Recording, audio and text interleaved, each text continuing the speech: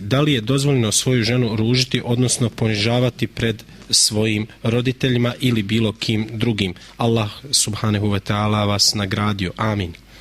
Allahumma salli Muhammed. Riječ upućena drugom sa nijetom da bude od koristi, znači riječ grdnja, kritika drugoga, znači mora imati šartove da od te kritike imamo korist. Nije nam stalo da nečiju slabost iskažemo pred nekim ako nije to moment. I u osnovi pohvalnije je ako nekomu upućujemo savjet da to bude bez prisustva drugoga, jer nekad se čovjek osjeća nelagodno kada bude savjetovan ili kritikovan, a drugi to prati. A posebno kad u pitanju supružnici, njihov savjet i kontakt u prisustvu drugoga nekada nije poželjno da iznosimo posebno pred roditeljima.